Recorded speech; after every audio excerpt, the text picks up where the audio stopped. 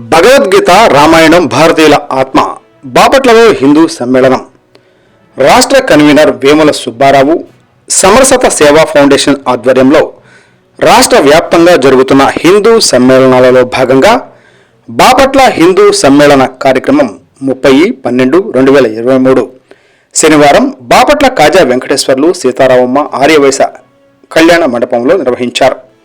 ఈ సమ్మేళనానికి జిల్లా కన్వీనర్ శ్రీనివాస్ అధ్యక్షత వహించారు. ఉదయం 8 గంటలకు జ్యోతి ప్రజ్వలన భజన సంకీర్తనలు మొదలు 10 గంటలకు బీచ్ రోడ్డు ఆంజనేయస్వామి దేవస్థానం నుండి శోభాయాత్ర నిర్వహించారు.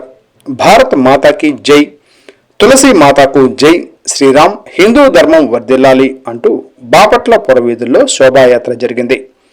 అనంతరం జరిగిన హిందూ సమ్మేళన సభకు ముఖ్య అతిథిగా రాష్ట్ర కన్వీనర్ వేముల సుబ్బారావు పాల్గొని ప్రసంగించారు.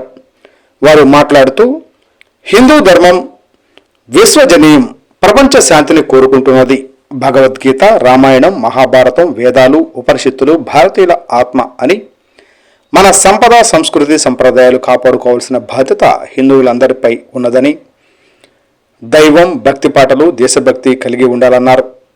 సమరసత సేవా ఫౌండేషన్ రాష్ట్ర వ్యాప్తంగా హిందూ ధర్మాన్ని నిలబెట్టడానికి కృషి చేస్తుందని అన్నారు. ఈ కార్యక్రమంలో శ్రీ వాసుదేవానంద స్వామి ఆశీస్సులు అందించి అనుగ్రహ భాషణం చేస్తూ రామాయణం, రాముడు, రామనామం యొక్క గొప్పతనాన్ని తెలియజేశారు.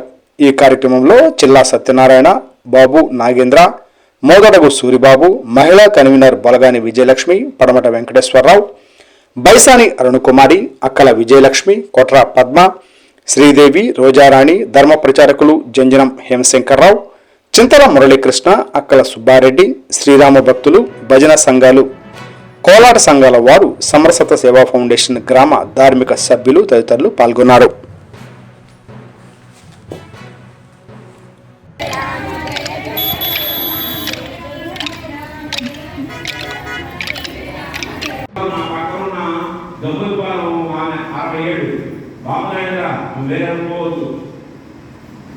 ఆత్మకు మేము వెళ్తాం, మా వయసు అయిపోయింది. లెక్కేసు 92లో మన కార్యక్రమం నేను మన అక్కయ్య అంట, నా పేరు ఇంకా అత్తయ్య అంట, ఒక అంశంగా పేరు నాకు ఆమె అంటే నా భార్య. అదే అప్పుడు మాకేంటంటే ఆత్మ కాళ్ళు కట్టి కాళ్ళకు మళ్ళీ ఎక్కువగా అంటే పెద్ద ఎత్తులో నన్ను ఎక్కాలని ట్రైన్ తీసుకుంటాం. చిన్నవాళ్ళకు మేము చాలా సంతోషం తీసుకోవాలి. ఆమె చాలా ఇష్టం.